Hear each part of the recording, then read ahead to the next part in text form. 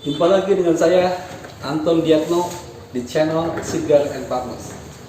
Pada video kali ini, kita akan membahas prosedur laporan kepolisian. Apa sih yang dimaksud dengan laporan? Laporan adalah pemberitahuan dari seseorang atas hak dan kewajibannya berdasarkan undang-undang kepada pejabat yang berwenang. Dalam arti ini adalah pejabatnya adalah kepolisian, penyidik atau penyelidik, tentang sedang, akan, dan telah terjadinya dugaan peristiwa tindak pidana. Ya. Lalu siapa sih yang berhak untuk melaporkannya? Yang pertama adalah orang yang mengalami, yang kedua yang melihat, yang ketiga menyaksikan, yang keempat adalah korban itu sendiri. Laporan kepolisian bisa dibuat secara tertulis atau secara lisan. Lalu kepada siapa laporan itu ditujukan dan harus kemana? Nah, kita akan bahas. Seringkali kita membuat laporan tidak siap dengan laporannya, sehingga ketika dilaporkan akhirnya proses itu tidak berlanjut. Terus apa saja sih yang kita perlukan supaya laporan itu bisa dilanjutkan? Ya, tentunya kita harus membawa fasilitas, yaitu apa? Alat bukti. Biar proses laporannya dapat diterima oleh kepolisian. Saksi. Saksi merupakan adalah bagian daripada bukti. Minimal 2 alat bukti yang harus kita bawa supaya laporan kepolisian diterima oleh penyidik di kepolisian. Lalu kemana sih membawa laporan ini? Bisa membawa kepada kepolisian terdekat.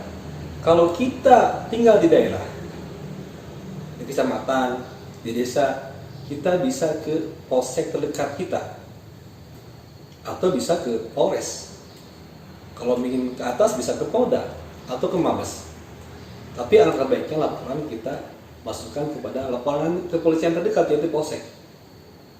Dan jangan salah ya teman-teman, kawan-kawan semuanya ya, sering terjadi ini ya, laporan dilakukan kepolisian tidak dapat diterima karena laporannya bukan laporan tindak pidana, tapi laporan hukum perdata. Misalkan sengketa tanah karena si A, si pembeli atau si penjual itu belum menerima uang seluruhnya, baru setengahnya. Akhirnya si penjual melaporkan pembeli atau sebaliknya, pembeli sudah membeli tanah tersebut tetapi si penjual tidak memberikan tanahnya. Itu kan bukan ranah hukum pidana tapi hukum perdata. Atau misalkan hutang piutang kan bukan ranah pidana tapi ranah perdata. Akhirnya tidak dapat diterima oleh pihak kepolisian.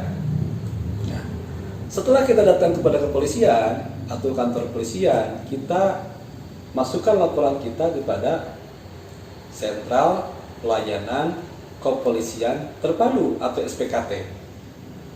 Ya, sekali lagi ya, kita laporan ke SPKT. Laporannya itu bisa tertulis atau lisan. Atau juga kita bisa membawa kuasa hukum untuk memberikan laporan. Kuasanya juga bisa melaporkan atas dasar pemberi kuasa, ya. Atau bisa sendiri seorang diri bisa dilakukan lisan ataupun tertulis. Ya. Setelah itu dari SPKT sama SPKT nanti setelah layak ini adalah merupakan ranahnya pidana, ya, ranahnya tindak pidana, akan diregistrasi dan akan dikasih nomor. Setelah itu kita berhak mempunyai berkas laporannya dari SPKT. Ya, ini terus dipantau oleh teman-teman agar prosesnya berjalan.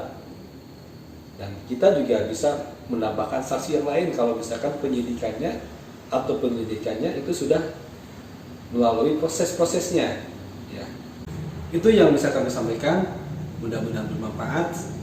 Next, kita akan ketemu di episode berikutnya. Wassalamualaikum warahmatullahi wabarakatuh. Terima kasih.